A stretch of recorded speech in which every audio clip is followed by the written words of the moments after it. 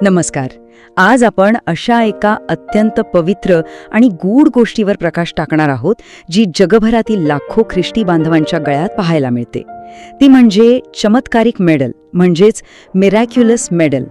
लाखो लोक हे मेडल अत्यंत श्रद्धेने परिधान करतात, हे तर आपल्याला माहीतच आहे. पण या छोट्याशा मेडलवर जी रहस्यमय प्रतीके कोरलेली आहेत, त्यांचा नेमका अर्थ काय आहे याचा कधी विचार केलाय? वरवर पाहता हे फक्त एक मेडल वाटत असलं तरी यात एक अत्यंत सखोल आध्यात्मिक लढाई आणि ईश्वरी कृपेचं रहस्य दडलेलं आहे, जे अनेकदा आपल्या लक्षातच येत नाही. म्हणूनच आज आपण या मेडलची अगदी सविस्तर उकल करणार आहोत. तर आजच्या या प्रवासात आपण काय काय पाहणार आहोत? अगदी थोडक्यात सांगायचं तर, आधी या चमत्कारिक मेडलचा थोडा परिचय, मग 1830 साली झालेलं दर्शन, त्यानंतर मेडलच्या समोरच्या आणि मागच्या बाजूला असलेल्या प्रतीकांचा सविस्तर अर्थ, आणि शेवटी या मेडलचा जगभरात वाढलेला प्रचंड प्रभाव. सुरुवात करूया या मेडलच्या परिचयापासून.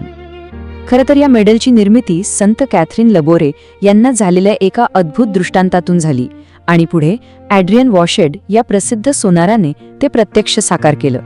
पण पुढे जाण्याआधी एक गोष्ट एकदम स्पष्ट करूया. हे मेडल म्हणजे कोणतीही जादूची वस्तू किंवा एखादा ताईत नक्कीच नाहीये, बरं का. रोमन कॅथोलिक चर्चच्या शिकवणुकीनुसार हा एक संस्कार आहे, म्हणजे सॅक्रमेंटल आहे. सोप्या भाषेत सांगायचं तर हे असं एक पवित्र चिन्ह आहे, जे चर्चच्या प्रार्थनेद्वारे आपल्याला ईश्वरी कृपा प्राप्त करण्यासाठी आणि त्या कृपेशी एकरूप होण्यासाठी आपल्या हृदयाची दारे उघडतं. आता प्रश्न पडतो की हे दर्शन नेमकं कधी आणि कसं झालं? त्यासाठी आपल्याला थोडं मागे जावं लागेल, थेट 1830 सालच्या पॅरिसमध्ये. इथे एक गोष्ट खरोखर थक्क करणारी आहे, ती म्हणजे हे सगळं किती वेगाने घडलं. पहा, जुलै 1830 मध्ये संत कॅथरीन यांना पवित्र माता मरियेचं पहिलं दर्शन झालं. मग काहीच महिन्यात म्हणजे नोव्हेंबर 1830 मध्ये एका अंडाकृती फ्रेममध्ये प्रत्यक्ष या मेडलची रचना कशी असावी हे त्यांच्यासमोर प्रकट झालं. आणि विशेष म्हणजे फक्त 2 वर्षांच्या आत जून 1832 मध्ये या दृष्टांताचं एका प्रत्यक्ष मेडलमध्ये रूपांतर झालं, आणि सुरुवातीला पहिली 1500 मेडल्स तयार करण्यात आली. आता आपण सर्वात रंजक आणि महत्वाच्या टप्प्याकडे वळूया, मेडलच्या समोरच्या बाजूची प्रतीके. इथूनच खरा अर्थ उलगडायला सुरुवात होते. जर आपण हे मेडल निरखून पाहिलं तर दिसेल की माता मरिया एका ग्लोबवर उभे आहेत. हा ग्लोब काय आहे तर तो आपली पृथ्वी आणि मानव जातीचं प्रतीक आहे, ज्यावर सतत ईश्वरीय कृपा होत आहे. त्यांच्या पायाखाली सापाचं डोकं चिरडलं जात आहे. हे थेट उत्पत्तीच्या पुस्तकातील, म्हणजेच बायबलमधल्या जेनेसिसमधल्या सैतानाविरुद्धच्या निरंतर चालणाऱ्या आध्यात्मिक लढाईचं प्रतीक आहे. आणि माता मरियेच्या हातातून जे प्रकाशाचे किरण खाली येतात ना, ते जे लोक श्रद्धेने प्रार्थना करतात त्यांच्यावर ओतल्या जाणाऱ्या ईश्वरीय कृपेचे दर्शन घडवतात. विचार करा, एका छोट्याशा चित्रात केवढी मोठी कथा दडलेली आहे. आणि ह्याच प्रतिमेभोवती एका अंडाकृती फ्रेममध्ये एक अतिशय सुंदर प्रार्थना कोरलेली दिसते. हे माता मरिये, निष्कलंक गर्भधारणा झालेली, जे तुझ्याकडे लेतात त्यांच्यासाठी प्रार्थना कर. ही प्रार्थना खरं तर निष्कलंक गर्भसंभव म्हणजेच इमॅक्युलेट कन्सेप्शन या कॅथोलिक शिकवणुकीवर प्रकाश टाकते आणि माता मरियेच्या मध्यस्थीचं महत्त्व आपल्याला पटवून देते. समोरची बाजू तर आपण समजून घेतली. आता वळूया मेडलच्या मागच्या बाजूकडे, जिथे आणखी गुंतागुंतीची आणि एकमेकांशी जोडलेली अत्यंत महत्वाची प्रतीके आहेत. ही मागची बाजू म्हणजे प्रतीकांचा एक अप्रतिम मिलाफ आहे. इथे मध्यभागी एक मोठं एम हे इंग्रजी अक्षर आहे, आणि त्यातून वर जाणारा एक क्रॉस आहे. एम म्हणजे माता मारिया आणि क्रॉस हा येशू ख्रिस्ताच्या बलिदानाचा क्रॉस आहे. हे दोन्ही एकमेकात असे काही गुंतलेले आहेत की येशूच्या सर्वोच्च बलिदानाशी माता मरियेचा असलेला अतूट आणि घट्ट संबंध त्यातून स्पष्ट दिसतो. आणि हो, या सगळ्याच्या कडेला जे 12 तारे आहेत ते येशूचे 12 प्रेषित आणि संपूर्ण चर्चचं प्रतिनिधित्व करतात.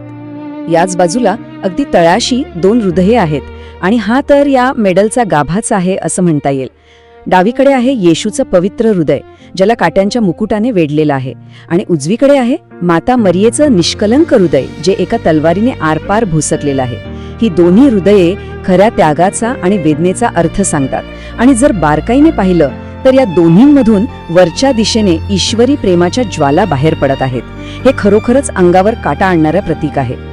अशी ही सखोल प्रतीके जेव्हा प्रत्यक्ष मेडलच्या स्वरूपात लोकांपर्यंत पोचली तेव्हा जगात नेमका काय चमत्कार घडला चला पाहूया. मेडलचा वाढता प्रभाव. सुरुवातीला म्हणजे जून 1832 मध्ये केवळ 1500 मेडलची पहिली बॅच तयार करण्यात आली होती. पण त्यावेळी परिस्थिती अत्यंत भयानक होती. पॅरिसमध्ये कॉलरा या भयंकर आजाराची प्राणघातक साथ पसरली होती. लोक अक्षरशः मृत्यूच्या दाढेत होते. अशा त्या कठीण आणि भीतीदायक काळात डॉटर्स ऑफ चॅरिटी या संस्थेने ही मेडल्स वाटायला सुरुवात केली. आणि त्यानंतर जे घडलं ना ते खरोखरच थक्क करणारं होतं. लोक चमत्कारिकरित्या या आजारातून बरे होऊ लागले. इतकंच नाही तर अनेकांच्या आयुष्यात आमूलाग्र आध्यात्मिक बदल झाल्याच्या बातम्या सर्वत्र वाऱ्यासारख्या पसरू लागल्या. आणि पाहता पाहता अवघ्या 3 वर्षांत म्हणजे 1835 पर्यंत या मेडलची मागणी इतकी प्रचंड वाढली की जगभरात तब्बल 10 लाख मेडल्स वितरित केली गेली. विचार करा, 10 लाख. पण ही वाढ तिथेच थांबली नाही. 1876 मध्ये जेव्हा संत कॅथरीन लेबोरे यांचं निधन झालं तोपर्यंत जगभरात ऐकून कदाचित विश्वास बसणार नाही पण तब्बल 1 अब्जहून अधिक मेडल्स तयार करण्यात आली होती.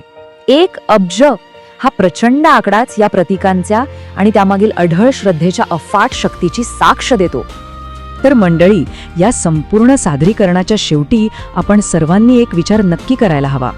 या मेडलवरील ईश्वरी कृपा आणि आध्यात्मिक लढाईची इतकी शक्तिशाली प्रतीके आज आपण उलगडून पाहिली आहेत. या चिन्हांचा हा ऐतिहासिक आणि आध्यात्मिक अर्थ समजून घेतल्यावर आपल्या स्वतःच्या जीवनातील आजच्या रोजच्या आव्हानांकडे पाहण्याचा आपला दृष्टिकोन कसा बदलू शकेल? ही प्रतीके आजच्या या धकाधकीच्या काळात आपल्याला कोणती नवी आशा आणि बळ देऊ शकतील यावर नक्की मनन करा.